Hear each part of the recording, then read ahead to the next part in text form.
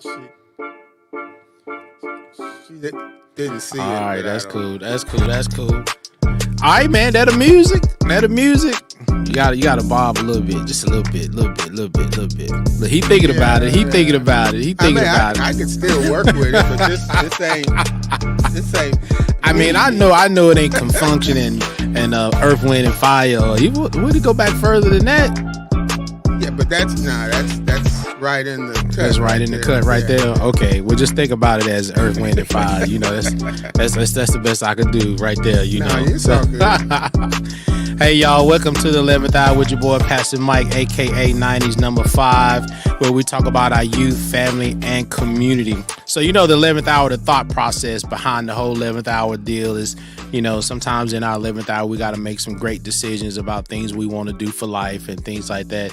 So I have an awesome guest with us today on the 11th Hour podcast. And so I'm excited to hear all this great information. I've read a lot about this gentleman. I've copied some of his speeches and read a lot of his books, Mr. Frederick Douglas. So I'm going to let my guest introduce himself, tell us what he does and who he is. Mike, great to see you, man. It's great to see you. We gonna get into that, but I want people to know. People know I'm excited. Yeah, I'm Kevin Douglas Greene. Kevin Douglas. And for the historical value of the title, I'm second great grandson of Frederick Douglas. Second grade. Okay. Second great, yeah. So Okay. So man, now I miss my friend, man. He moved away from me. Now I can't, or unless I drive up that way. They got good food up that way. you're always welcome. Wow. I mean, I'm sure Well, I know y'all we kind of. got Bobby's Deli. That's the spot. So that's Yeah. I mean, that doesn't mean a whole lot. Well, it don't mean to me, but I'm sure y'all be laying it down. I do, man. Me and Kevin, we go back from our days at New Vision and just connecting with each other. And he's been a great brother and a great friend, and always been there for me. And so I really appreciate his friendship. But today, man, he's gonna talk about his connection to Frederick Douglass, and I'm really curious because, brother, you look just like him. Especially with the beard and all in the hair. You look like you got the genes too. No, you got the genes. I just got the look-alike. You got the genes, right. man. So being the second great-grandson, man, what does that mean to you to be connected to him like that? Well, it's definitely an honor. You know, people ask. It's interesting. People ask, how does it feel? And that's not really something I could ever really put into words to describe. How does it feel? Because it is what it is. It's not. Right, it's right. not something I accomplished. It's something that I was, that I was born into, which is definitely something that is just something to be proud of. But it was, all the matter. Well, I tell people a lot of things about me, though, about being a descendant of Frederick Douglass. Is one of the most important things about me is I was raised Kevin Douglas Greene. Mm-hmm. So I was allowed to grow up to be who I am based on just how I was raised. And not all that always had to do with Douglas. It just had to be about growing up where I grew up in California, the military connection, the extended family, all that stuff is me. Along with Douglas. So I like what you said. Is like you were able to grow up to be you without having to know who you were connected to. Do you think that would have been a burden for you, or did your family think that would? I guess that'd be the best question. Well, that's interesting because I often because I'm related through my mother. My mother was born in Washington D.C., raised in Washington D.C. Okay. Her father was a educator in Washington D.C. at Dunbar High School. Hallie Douglas, her father. So what I say is she grew up a Douglas. She grew up under Douglas mystique. Everyone knew who she was, who her family was. Mm-hmm. And so when she married my father and military-wise ended up in California, I didn't have that same, I never really say it was pressure for my mom because she never said it was pressure, but I can just kind of understand that it was probably different. Yeah. A lot different for her. because like I said, her father was an educator, her brother was an educator, both Harvard educated Mm. men. So being in California is a little bit was different.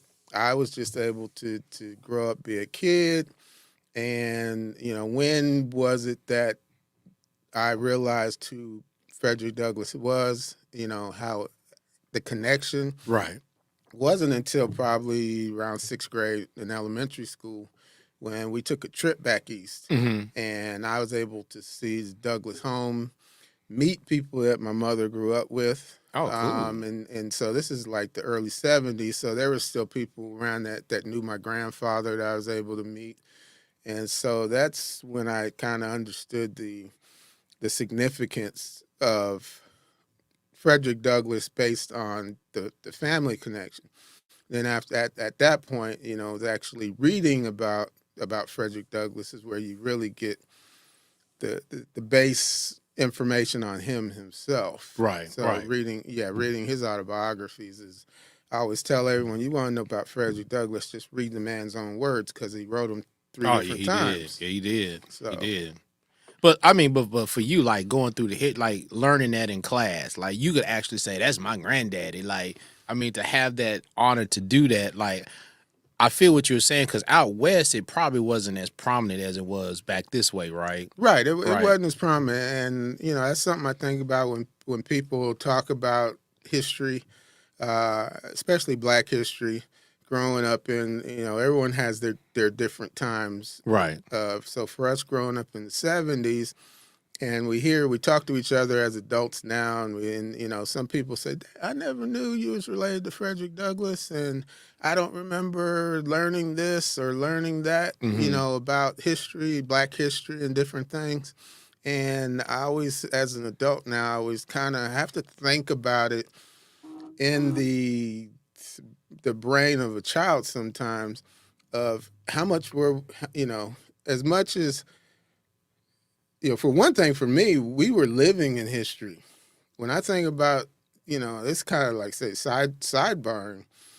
Growing up in a military community, we grew up in history, didn't even know about it. We Right. grew up with military men that were triple nickel, that were all these different historical military Black units. Mm-hmm. We grew up, men and women. I mean, we knew Black women that were some of the first Black WACs. Mm. This stuff we didn't know growing up. They were just people within the community. Later Right. on in life, you figure out, wow, what a enriched environment. We even had civil rights freedom fighters, but they didn't they didn't live blast that it. every day, right? Yeah, That was part of their lives, but that's not who they were. And so we never realized that till later in life, and we're like, wow, and we never knew that. Well, sometimes and then so you think about how history is portrayed, and the different legislations and different places on how they want to deal with history. Right. History expands so much faster now than it did during that time frame. And you want to, and you say, well, everyone needs to learn all this while they're in high school. Mm-hmm. Ain't no way. Right. Yeah, it's impossible. It's impossible for everyone to learn from, even if you just take, because basically they teach American history in two sections, the pre-Civil War and post-Civil War. I mean, just post. Just that alone would take you forever, right? And not just. And I realize how there's always been this is the main things that we want to fit in there, but as we learn that those things need to be retaught. Right. Oh, most definitely. Yeah. Most definitely. The facts the facts are still there. They're Facts just got a on little how, screwed a little bit. right, on how That's they right. were portrayed. So, But I bet that was kind of cool though, and because you're just growing up in your neighborhood, you're not even realizing the historical things that are going on. Because, like you just said, y'all just out having fun, just being kids, just growing up. But all of these great things that are going on around you. So, how did your kids, like your kids personally, when they found out the connection? What was their reaction? I mean, because to know that is, I mean, that's like the coolest thing, and I would think that'd be like the coolest thing in the world. I think thinking about them, I think they're kind of like me because I've never sat down and said, "Hey, here's this great piece of information about a family." Okay. You know, each of them, I remember Amaris when when she was little, maybe going to especially when I was in Oklahoma or something. She was real young there, but I might have taken her with me to somewhere to presentations or something. Mm-hmm. And over the years, it's always happened. I've I have taken them to different things that I've gone to, but I've never really put them out front. They've always just they're there to absorb. They learn different things through me. We've been through different events, Mm-hmm. whether it's in Washington D.C. or Virginia or New York. When I've had the opportunity, I've taken them to these different things, so they have the knowledge of who they are as far as their connection with Right. Frederick Douglass, and it's kind of like I see them like me. It's like I never I wasn't Douglas my whole life. I was I kind of like at times now go by Kevin Douglas Greene, but growing up I was Kevin Greene. And then I was one until I was about 30 years old where I figured out, okay, I think I wanted to just start doing some stuff about Frederick Douglass. Okay. 'Cause I was in the Army and there was just kind of a platform that allowed me to do some stuff. And so for, at least the last probably 15 years of my military career, I was able to do a lot of things based on being descendant of Frederick Douglass, to where people would ask me to do things. I was able to travel and do things Right. because of that. And so I've been doing that like over 30 years now. Wow. Okay. And matter of fact, I'll be in Philadelphia for a week for a Philadelphia Douglass Week. They got a whole week. I have a person who's been working with people there. Right. Okay. Said, okay, when are you available? I said, well, I'll be available this whole time frame. We might as well take advantage of me coming out there, spend a bunch of time, do as much as we can, and so that makes sense. Yeah, so I could do that, and it's I'm just really getting I never say I'm getting tired of it, but as I get older, I mean. Wait, do you need me to carry your bags for you, man? I mean, I'll take your bags for you, man. I love Philly, man. I love Philly. Philly's nice, man. Yeah. I love going out there, man. I most definitely could carry your bags if you need, because you're getting older. You need, you can't carry all them heavy bags all the time. So I'm gonna ask you some questions, and I know you know all this information, so you can go a little bit deeper too from some of the stuff that we read about him, we hear about him. You can go a little bit deeper and just kind of help us understand a little bit more. So my perspective of it. Yeah. So how was he able to escape slavery, and how and why did he settle in Massachusetts, which is always a hard word for me to say. Massachusetts. Yeah, I can't hardly say that. The how did he escape slavery is what is the answer to that is what was the important catalyst to allow him to do that. Okay. And I think one of the most important things I always try to emphasize with Douglass, especially when I'm dealing with young people, is the fact of education. His ability to learn how to read and write. That it was illegal to teach a slave how to read and write, and so the little bit that he received was so important, just to the fact that as a young boy, he realized that this is something important enough that he gets to see, because where he was living in Baltimore at that time as a young child, to be able to see that other young people were in the boy that in the household that he lived with was being taught. He was being taught for a moment, then they said, no, you cannot be taught. So, and you can see, I mean, you can look around the world and see the importance that the ability, you don't even have to have a formal education to understand what reading and writing does Exactly. within Right. the You're right. world. Yeah, you're right. Yeah. So with that, once he was able to, basically he taught himself how to read and write through different outlets and things that were available to him, Okay. where he had to basically, sneak and do things. It wasn't a formal setting for him to do that, Okay. but he knew how to take advantage of the resources around him, and that is really what gave him the opportunity to escape the way that he did. Because he could, just like a lot of other enslaved Americans, Mm-hmm. people escape different ways. Some people escape there's you've never heard the stories, but there's probably some people could have the basic same story that Frederick Douglass had. Right. They just never had the platform after that to tell the same story that That's he did. true. But with his knowledge of learning how to read and write, living in Baltimore as in his mid-20s by this time, uh, he was able to, and something very, very, very important is that he had Anna Murray by his side, Mm-hmm. who would eventually become his wife. Right. But she's the one that would see him every day and see that, I mean, he was working like a longshoreman or something, but he was still giving his money to his master. Mm. He was kind of like, he still had that, to have that freedom, but not have that freedom. Yeah. That's worse than Yeah. not having freedom at all sometimes. It is. You're right. Yeah. So he had that freedom to do certain things, but he still was not free.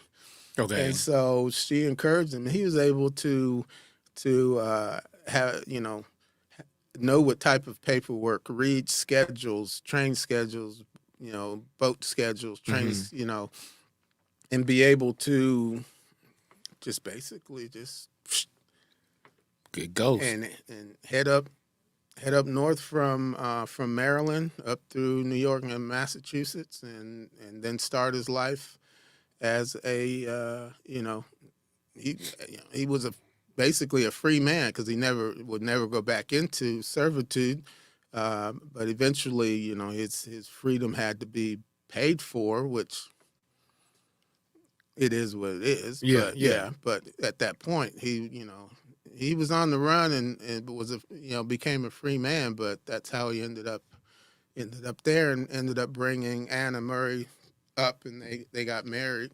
Now, was she a slave also, or was she kind of on her own? No, she was a free woman. She was a free woman. Now, how did she get free? Do you know the story of that? I think her family, I have to go, because because around that area of Maryland,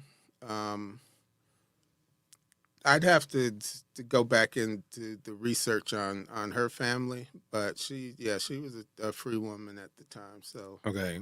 So now you talk about you going to Philly, and you've been doing this for 30 years. So what does that look like? Like when you go to Philly, what does it look like? What do you do? What are some of the things? How do you do these presentations? And what is it? What's the message you're bringing to the people about Frederick Douglass when you're on the road and you're having these opportunities? well, over at least the last 10 to 15 years, the Frederick Douglass Family Initiatives, which is an organization that my cousin Kenneth Morse and Nettie Washington Douglas, both my cousins, Okay. and they're both they're Douglas descendants.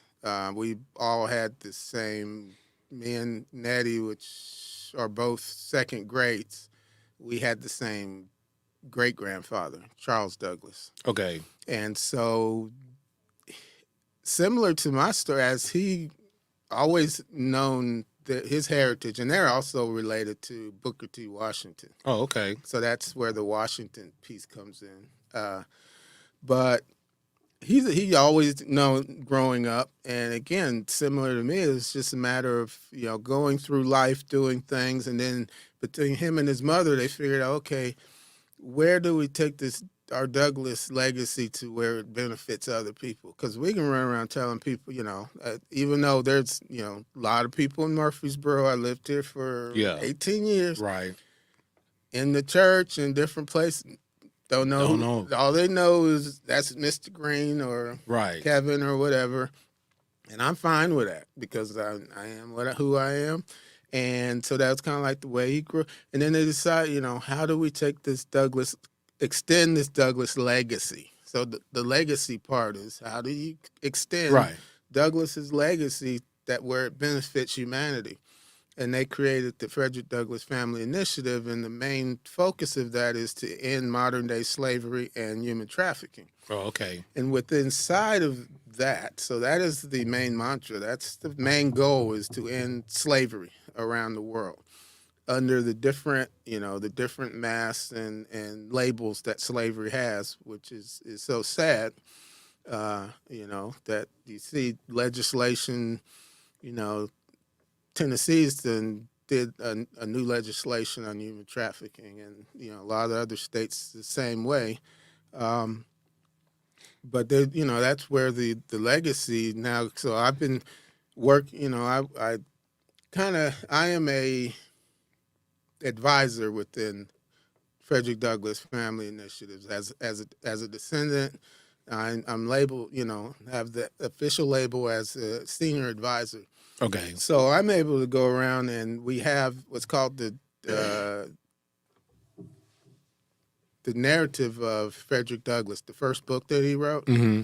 So it's been republished under the FDFI, and so there's a lot of different forwards and stuff in it. Okay.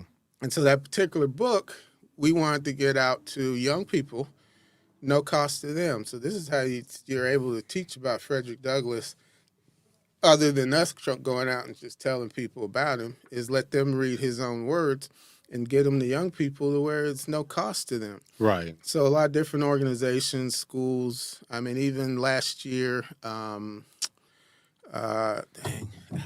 Ricky. To my here locally. Yeah. The coach out at Riverdale. School. I know he ran for school. Was it school board or council? I always know. Not Sanders, is it? No. Bow tie. Oh, you talking about? Oh, look at that. I know who you talking about. Yeah. That's I know the brother you talking about. But Yeah. I can't... No, that's For some reason, I could never ever remember. I His can even last I can name. see his face. Yes. I just can't even think He of owns his the name. transportation. Yeah, I thing. can't even. Yeah, I say I know you talking his about. own food places and Yeah. stuff. Yeah, but anyway, last year, his family bought books, sponsored books, and gave to the Murfreesboro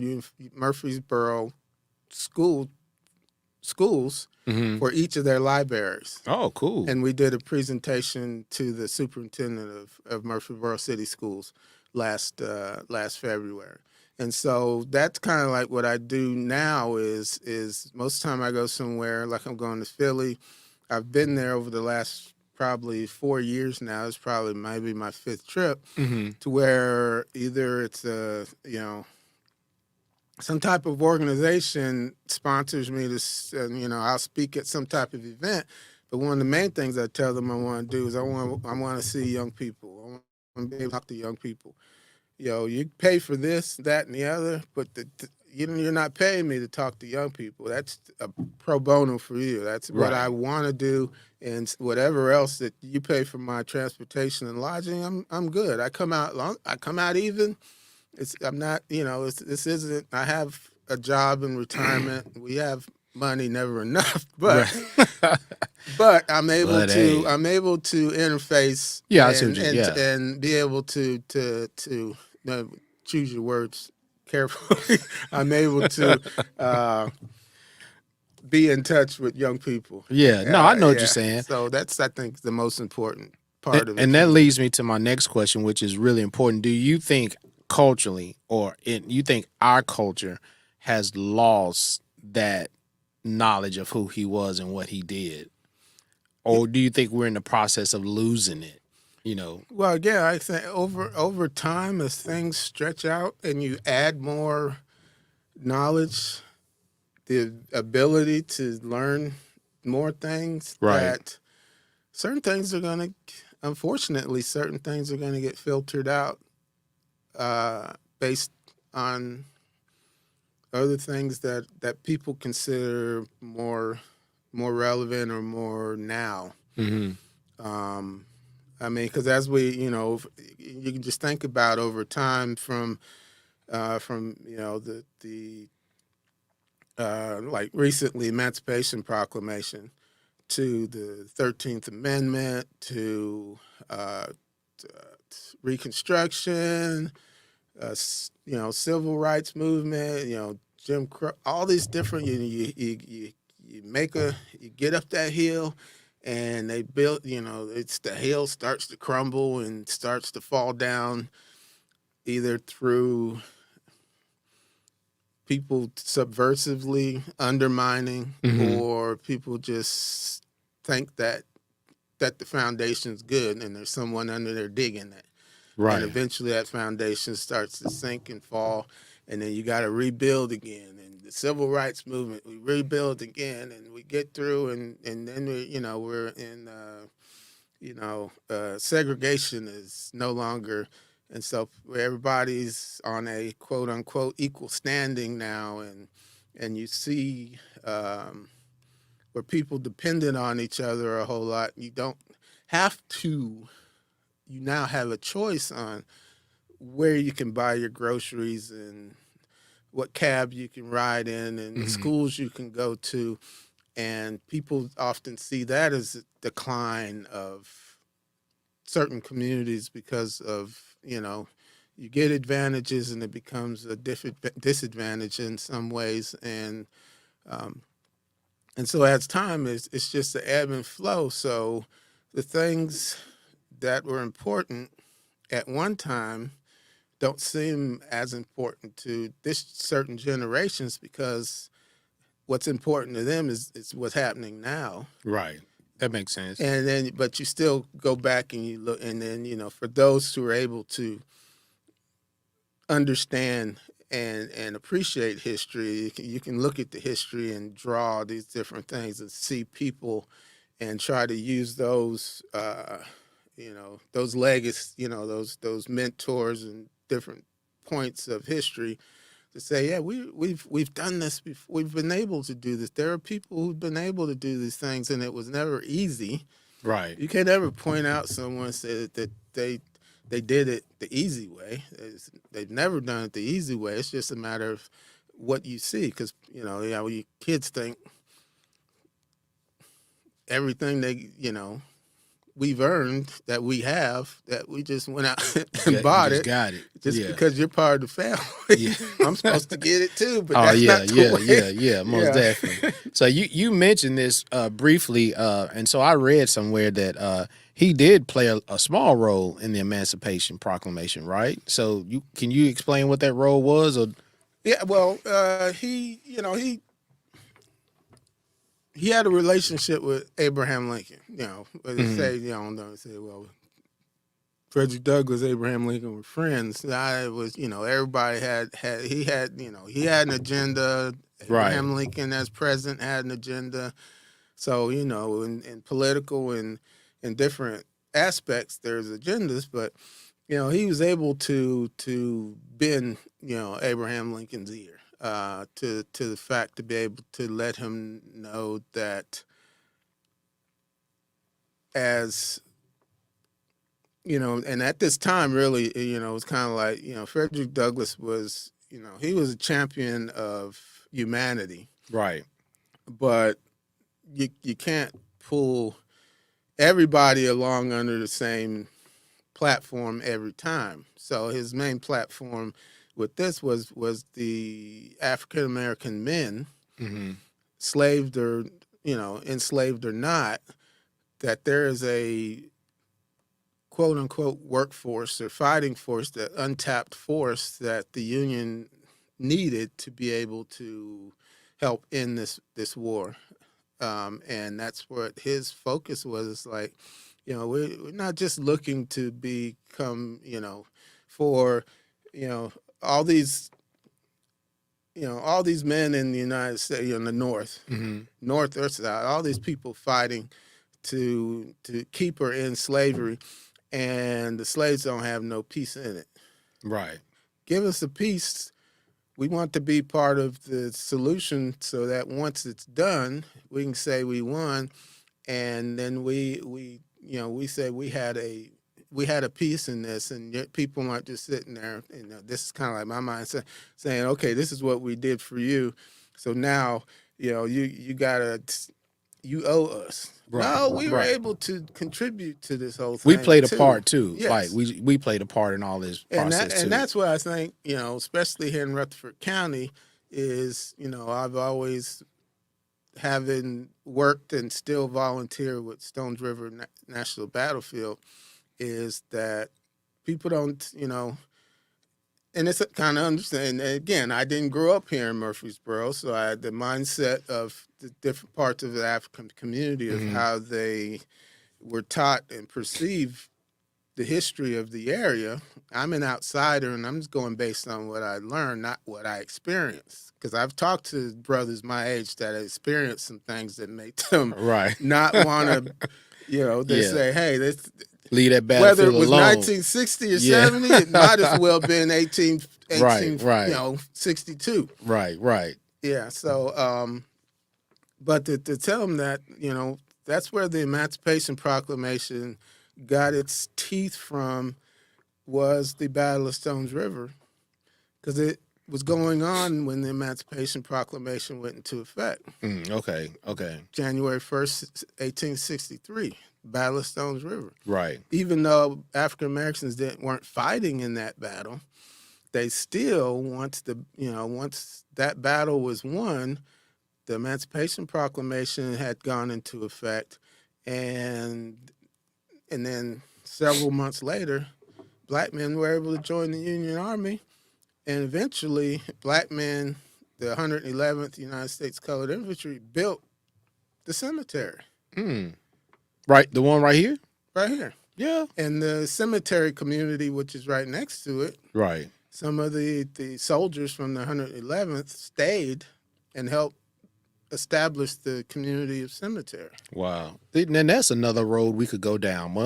Man, you full of history, man. Well, I know you know a lot because of your position and what you do. So yeah, I've just been in position, to where I learn from other people. Right. So Rutherford County African American Historical Society does a lot of work trying to do different things, the NAACP, to shine light on what the positives of Rutherford County when it comes to black folks. Right. So, man, so Frederick Douglass, man, was a great abolitionist, right? Mm-hmm. So talk about the paper a little bit that he had where, because I'm going to combine two questions to kind of make it easier. Was his purpose, and one of his purpose was to elevate black men, to let them know that they're more than what they are, and did he do that through the paper? The paper was, but, on that, you have to think about his audience during that time frame. Was that, what was what's the word I'm looking for? The educational knowledge. What's that word of literacy? Literacy. What's the literacy of who's reading that newspaper? Well, Now, to say that there weren't black people that couldn't read newspapers that's definitely not the fact. But his paper was focused at not just black men, but white men, white women, anyone that he could get to read these papers and be able to put these facts and knowledge out there. So I don't think he just had one agenda. Gotcha. He didn't have one agenda. Okay. Yeah. Because I know it's the North Star, right? That was the name North of the Star and the Frederick Douglass.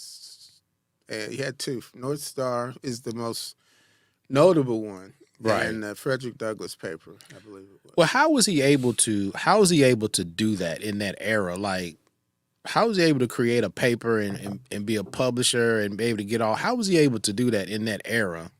Just like we were talking about just prior to the show's networking. Okay. Sometimes it's matter about, sometimes it's more of who you know.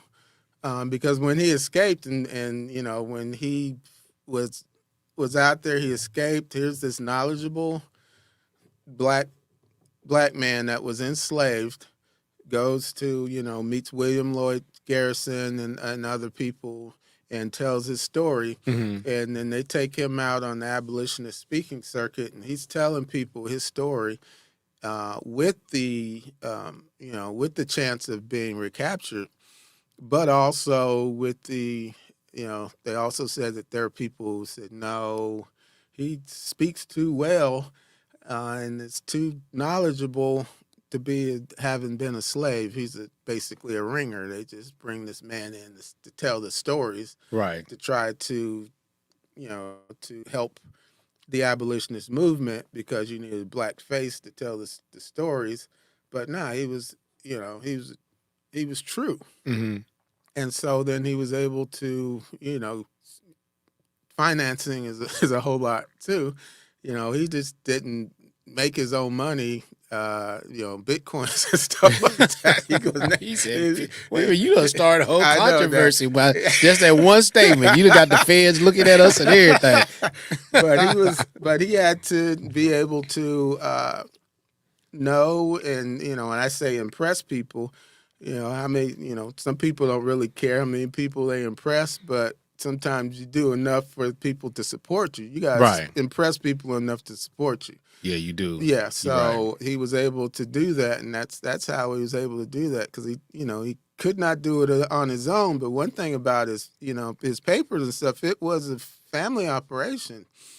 His whole family. He was in Rochester, New York when he was doing the printing, so his sons were working with him. Mm-hmm. So so it wasn't like he was just, you look at it, wasn't just him doing it, but also it wasn't like he had a bunch of other outside people that was working for him. He had, family doing the print, helping him with the whole process too. There was something that you mentioned. I want to ask you, can you elaborate on that? Because I think that's a very important piece that you mentioned.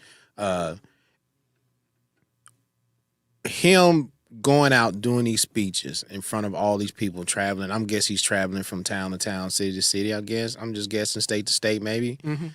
What do you think he was dealing with the thought when you just mentioned, when you said he was basically on the run and the fear of being captured again? What do you think was going through his head? I mean, you may not know exactly, but with all your research, what do you think that was like to know that that's something that you're going to have to be dealing with?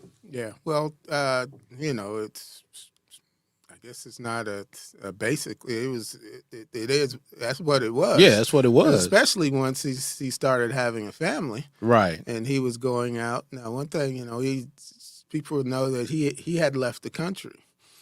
And one of the times that he had to leave the country was his association with John Brown.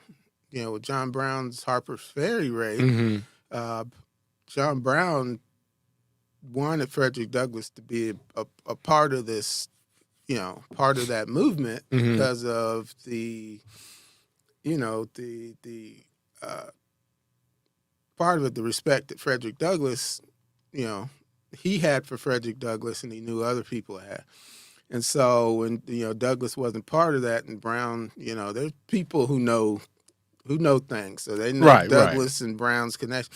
So when that happened, there's basically a warrant out for Frederick Douglass. So he had to head up north through Canada and then head over to Europe and cool his heels over there for a while. When you say a while, you're talking about over a year or two. Yeah.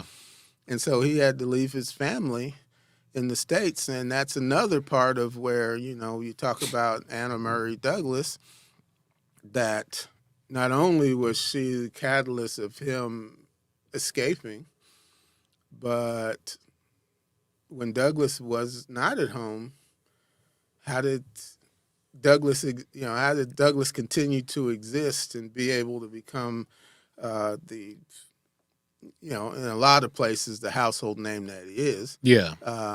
Is that because she was able to, they say, hold down the fort and be able to do a lot of the things that, people would say that she didn't get credit for. It's just that she was not recognized for, which we are trying to work on that. Her recognition is that now, when within the name of Frederick Douglass, we like to include Anna Murray Douglas. So they were a team. So it's not just Frederick Douglass. Yeah, because there's no way he could do all he was doing without her. Like Right. she had to hold the fort down for him. So in today's day, here we now in the 2020. Which century is this? 21st century. It's Frederick and Anna Douglas. That's the title. That's a great movie. Mr. and Miss Frederick and Anna Douglas. That's a great movie title. I'm sure it's my cousin's working on it. It is. Sure. Hey, make sure you get in there, man. I'm sure he's. I mean, just make sure I carry your bags on the premiere night. Nah, there's been some plays recently and things. Right. So there's big things going on under that whole title. I mean, we've got murals now in Rochester Airport and in Easton, Maryland, where the focal point is Frederick and Anna are the center point, and then everything else surrounding them as far as family and other things. So. Now he attended the Women's Rights Conference in 1848. Why do you think he was so adamant about women's rights even in that time? Like, because he was one of the first to really, Seneca Falls. He was really one of the first to go as a male and fight for that, right? Mm-hmm. I think it was just, like I said, humanity was part of it. But there's, this is me because I know there's people who've written books on different subjects. People, could take a chapter and turn a whole chapter into a book. So people have done different things like that. But, again, to champion for one thing, you're champion for a lot of things. Okay. Because I think from that Emily Post and different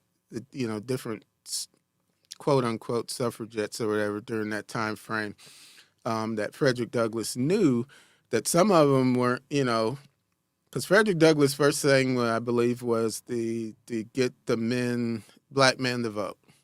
So then women are like, well, what about us? I mean, we're supporting you.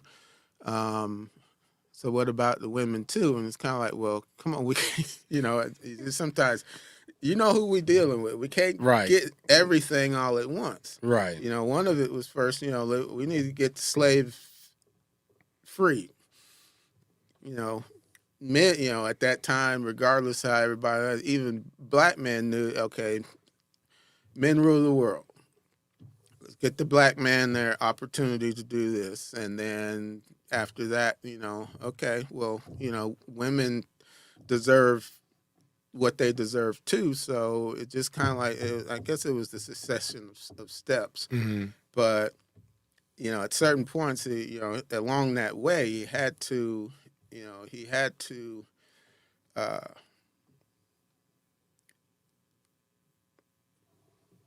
gather his supporters along the way, so that when he did get to certain places, he didn't alienated or other people alienated themselves from him as things went along. Mm-hmm. Well, that's just the course of doing different things. Sometimes you just got, people who were supporting you at one junction isn't always going to support you at other junctions because your focus and things change, and they might still be in this one particular focus and say, well, that's more than I really wanted to do. So you think it was part of his journey of connecting with people and just getting people on his side about the messages that he was trying to send? Yeah, sometimes you had to leave. You had to leave people behind. To keep moving. But that's kind of cool, though. I mean, I'm sure that was very interesting, and just being a part of that whole movement was weird. Running for president, Was he running for president at the time? Because I know at the time, because we all know the first president was, was a black man, but uh, they didn't know that role, what it really represented at that time. Hmm. So was he up for running for president? Was given the opportunity to run for president, vice president? I What? believe there was like a nomination for vice president. I Okay, believe it was, but why you think he didn't take it?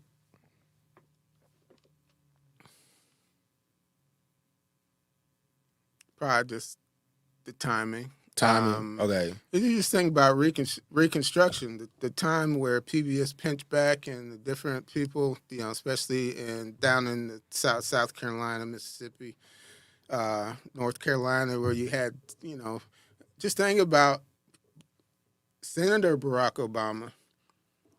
Prior to him, the last senator was in the Reconstruction era. Well, Between 1800s to was the first time we had an actual black senator. right. That's true. So, and that I don't know about what he was thinking about, whether he could see that Reconstruction era just wasn't, Just wasn't it. wasn't going to make it because Right. it only went and then the administrations changed and they were able to tear down all the Reconstruction laws and start going to Jim Crow. Mm. Separate, separate but equal. All these different things. But it would have been interesting though if he'd have took that seat though, just to kind of see what could have unveiled in that role. I think maybe with some of the other things he did with the minister to Haiti, he was basically the ambassador to Haiti. Yeah, He was okay. Marshal of the District of Columbia, so the top police officer. So sometimes you can do more in other roles. Yeah, so you don't have to be the top dog. Sometimes it's just good to be able to Right, move and he was maneuver in able, other areas. He was, worked with Freedman's Bank. He did a lot of different other things, where he probably accomplished just as much in different roles as he could have in just the one. Okay. And who knows with the whether you're right. The target was probably might have been smaller. Yeah, didn't think about and that. gave him Yeah. a little more. You think A little more freedom to move around. Doing something bigger gives you more opportunities to do things, but sometimes it narrows your ability to do things and enlarges the focus on you. When you think about his name, I read somewhere that he got it from a poem, "Lady of the Lake" by Sir Walter Scott. Yeah, what about that? I mean, a lot of these questions we ask, and I know you don't know Right, but firsthand, but I mean, that I think one of those metaphors is that just resonated with him, maybe. Emphasizes his ability that I'm able to read and make my own choice based on something that I enjoy. It's not because someone who did something for me, so I'm choosing their name. As I'm able to read this book, read this poem. It grabs at my heart. The name means something to me, and that's the name that I want to adapt. So his original name, his name is Frederick Augustus Washington Bailey. Right. And there are, the Bailey family in Easton and Tuckahoe County, Maryland, are still there. I mean, again, in February, there's an event going on in Easton that's going to be happening. So, the Bailey family is strong. Is strong there. So, it's not just Frederick Douglass in Easton. It's Douglas whole... as a Bailey. Right, so. right. And Harriet Tubman's from that area too. Okay, yeah, okay. And I see when I think about him, because I got several books on him too. I got the book of some of his greatest speeches, and I use a lot of his stuff.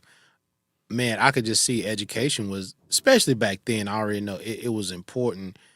Is that some of the things he pushed, like with the black community? And should we still be, I know we should be pushing it today, but is he a great example of why education is so important and what doors it can lead to when you take reading and studying and being attentive of what you're doing important. Kind of like that whole, the thought is the whole 11th hour. There's some things that you want to do, but you got to prepare yourself and be ready for when those opportunities come. Mm-hmm.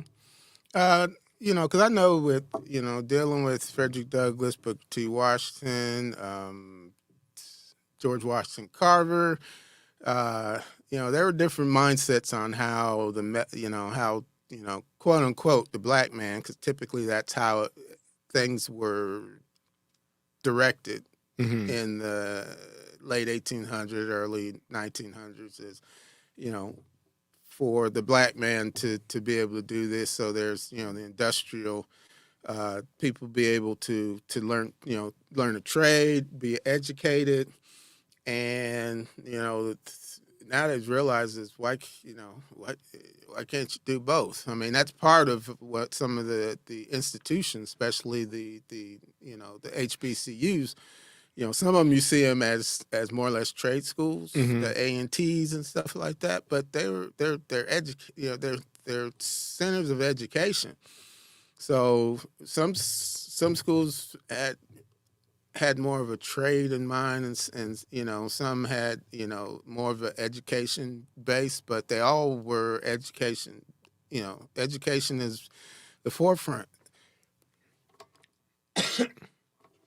So so basically, regardless, I think that education portion is very important, because it's like when I started out, that you don't have to have you don't have to have a degree to be successful, but you need to be intelligent. That's right. You need, yeah. The intelligence typically comes from your ability to read and write.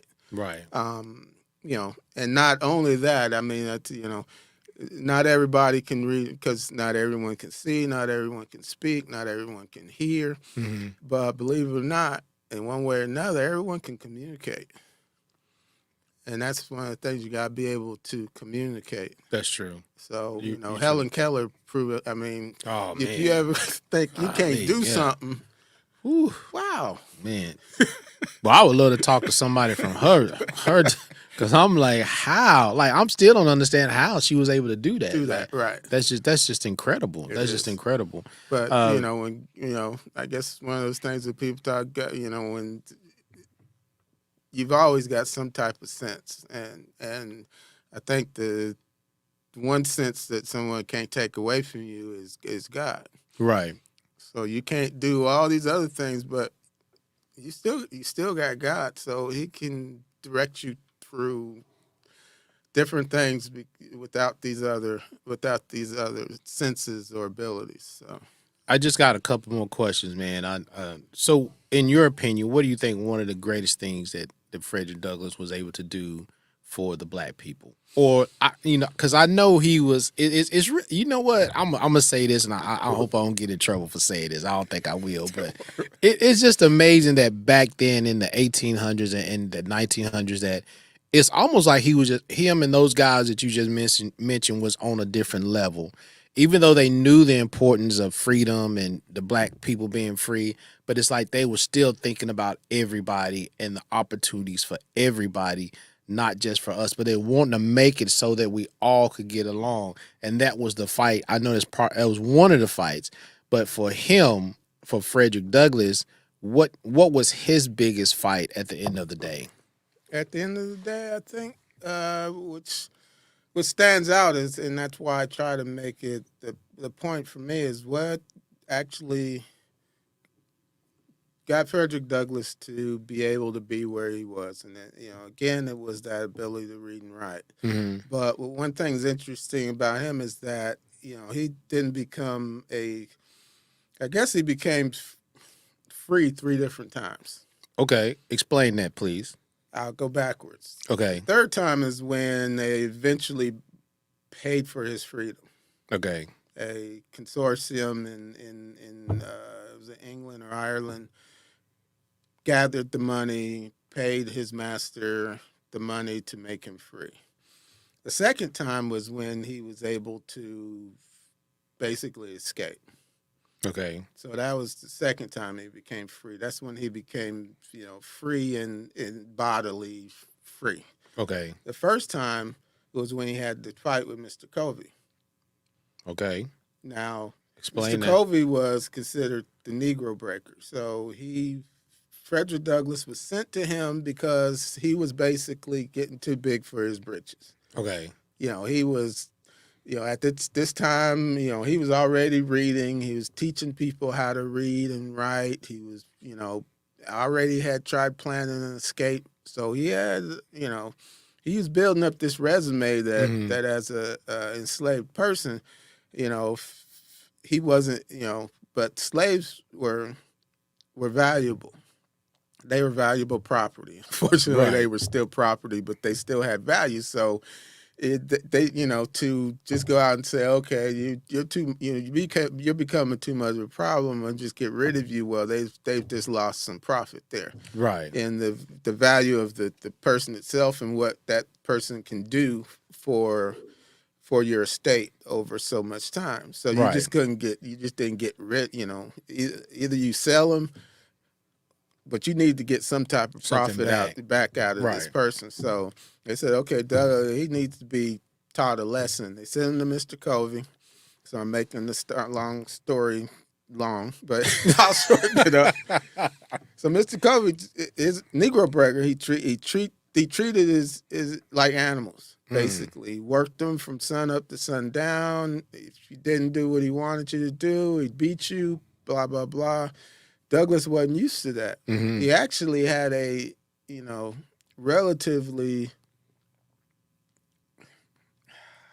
how to use certain words at certain times. Yeah, because with slavery, it's hard to say he had it easy. Right, to be, he was enslaved, so you're enslaved. But his experience as an enslaved was different than others. So it might not have been as harsh harsh as others. So now he's in a harsh environment, and he actually, he left one night and was like, oh, basically, wait a minute, you can't be treating me like this. I'm going back and tell my master on there. And they were basically told, nah, you get on back because you ain't coming here for sympathy. So he had to go crawling back to Mr. Covey. Mr. Covey's like, okay. So one night, Mr. Covey, says, okay, now I'm going to teach you a good lesson. And Douglas at that point figured, hey, all right, this is, as they said, this is the hour. This is my 11th hour. Right. This is my 11th hour. My 11th hour. Mr. Covey, they started fighting. What? Yeah, they started fighting. There were other slaves around that was like, might not want to do that, bro. Well, and then they also was like, this ain't my, right. I could either help him, but if I help, they were hey, they're like, I ain't seen nothing. Yeah. And so what ended up happening is Douglas overcame Mr. Covey, and at that point, when he overcame Mr. Covey, he had a choice. He could kill Mr. Covey, but what happens after that? Mr. Covey's dead. Now I've got to boom. Yeah. I've got to hit the road type thing, and then you can imagine this is going through the mind real quickly. If I let Mr. Covey live, then what happens? Well, basically he says with his being able to overcome Mr. Covey, him being able to make that conscious decision, no matter how long I be a slave, in fact, then in my mind I will now forever be a free man. Because he made the decision of what his life would be like at that point. And what ends up happening is Mr. Covey never touched him again. He knew. The rest of the time he was there, he never laid a hand on him, but he also never told anybody either. Yeah. Because he had a reputation to maintain. So he didn't tell nobody, well, that joker got me. That joker got me. He got me, and that's between me and him. So, hey, we don't want that out. Yeah, we don't want that out. So that was his first time becoming free. Yeah. So kind of finishing up, what if you had an opportunity, and I'm sure you've been asked this thousands of times, if you had an opportunity to sit and just talk to him, what would be your questions? and you're gonna get the same answer basically everybody else gets. I really don't, because day by day, It's your different. mindset is different on Yeah. different things. And it's interesting how the ancestral spirits work. Mm. Because I've been with different Douglas reenactors, Mm-hmm. a lot of different excellent Douglas reenactors that I've met. Um, and there's been one or two where for me is like that's as close as I'm gonna ever get to him. Mm. It's just not talking to them but just being in that presence Right. of they know who I am and have that respect for me as a descendant, Mm-hmm. and just being able to talk to someone who looks, they're sitting there, they're dressed like him. Yeah. They're at this point we're not doing a Douglas, a Douglas conversation. We're just having a conversation. And that's the way I think I would want it to be, just to be able to sit there and have a Just have a conversation conversation. without an agenda to it. That makes sense. And that I think would turn out to be have the best results, is to have a conversation without agenda. And so I've had a conversation like that where I felt like, okay, he was there, he was Yeah. talking. Man, that's deep. That's deep. And also scary too a little bit. I'm Yeah. assuming just to have Well, it. that's just like people have said that. Wow, you should dress up like Frederick Douglas. And Yeah. you're like, nah, that's not. Man, That's that's a heavy burden though. What And I is don't it? even see it. I don't see it as a burden. I just see that that's not me. I can't. Right. I Yeah, can't. yeah, yeah. I can't be him. I can only be me. No matter how much. I mean, right now my hair's longer. My beard's not as long as yours. It just don't grow. I mean, I've been growing for months, but it only Yeah, gets yeah. so long. But I know as I get older, gonna look just like him. I mean, I could see, Yeah. side by side pictures, but that's just, again, I'll be Kevin Douglas Greene. Yeah, So, my kids are going, my grandkids is, that's Pop. So Yeah. they see, they'll see me before they see him. I think that's what I really want people to see, is me before they see Douglas, and then they can see Douglas Right. in me. Well, I think that's a great point because it goes back to what you said originally when we first started, is that your family let you live as Kevin and then not as Kevin, who is the grandson of Frederick Douglass, and gave you the ability to be who you are. And I'm sure your kids will continue this legacy, will continue to share and continue to expose who he is and what he was all about. All right, man. So we're gonna do fast round. You ready? So just go as quickly as you can. Okay. What is it that you love since you've stepped into this role? What is it that you love about this role that you've stepped into? Well, you ain't really just stepped into it because you've been in it for 30 years. But what is it that you love about what you do? Being able to meet people. I've met a lot of different people. Okay. What are some things you think that Frederick Drug? Well, we don't know, but I mean, we don't. What are some of the things you think he struggled with the most? Ooh, that was a good one. Even though ahead of time, I didn't really think about that one. It's just, I would say maybe as much as being a good father. Being a good. Oh, that's a good point. I'm sure he had some breaking points. Mm-hmm. I'm sure he did. That's That's deep. I appreciate that one. Being a good father. Okay, what is the best story you have about him? About him, it's Yes. probably the best. It's not necessarily the best story about him. It's the best story. It's a family story that I always like to tell. Okay. My mother, we were doing this. She was going through looking at this piece of paper that was basically a quiz. So it had pictures on the front, names on the back, and you write down over the picture whose name you think it was. And Mom was writing, Martin Luther King, Mary McLeod Bethune, all these different people. And there's two pictures. She goes, I remember, I know these faces, but I can't remember the names.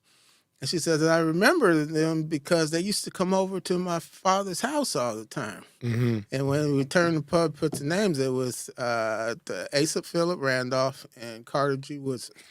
She didn't know.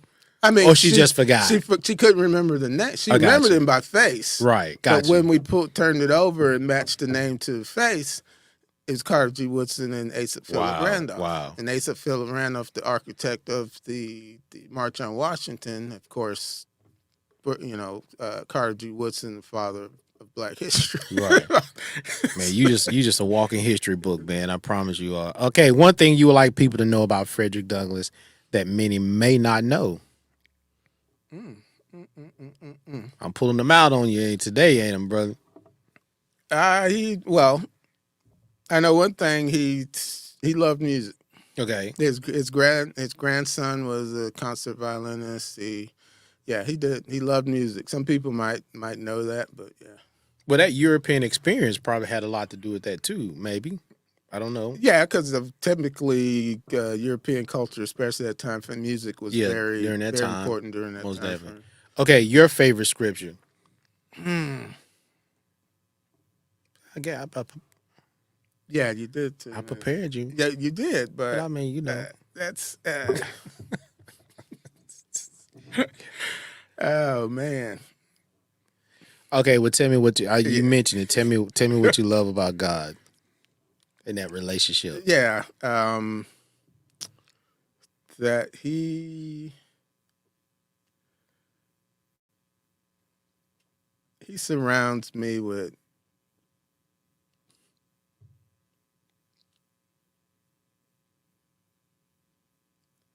loving people that love him. That's beautiful. That's beautiful. Last thing you want people to know about Frederick Douglass and yourself. Oh, the last thing for people to know about Frederick Douglass and myself.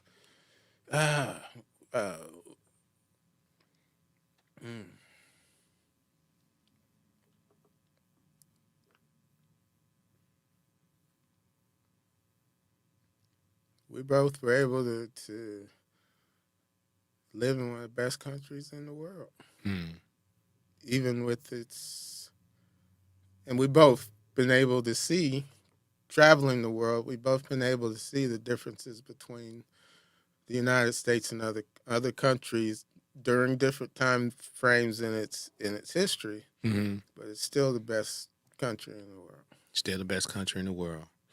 Hey, y'all, it's your boy, Pastor Mike, a.k.a. 90s number 5. This is the 11th hour. I want to appreciate Kevin stopping by and just giving us some serious in-depth history on Mr. Frederick Douglass. Man, I really appreciate you coming through.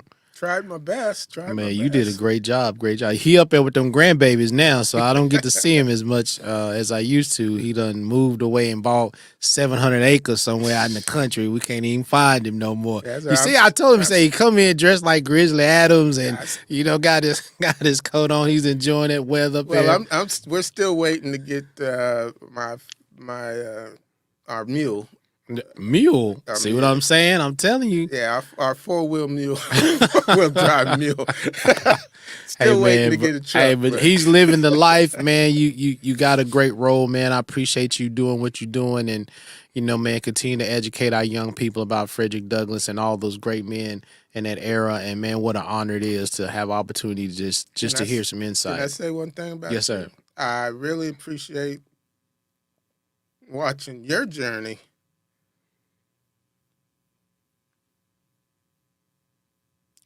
And your experience, as you get older, it's harder to control stuff like this.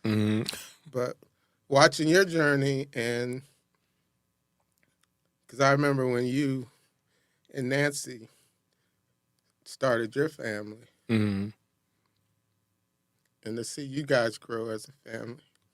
Thank you, man. I appreciate that. Thank you. We're going to end on that. Okay. Peace and love. It's your boy, Pastor Mike. I'm out. Thanks.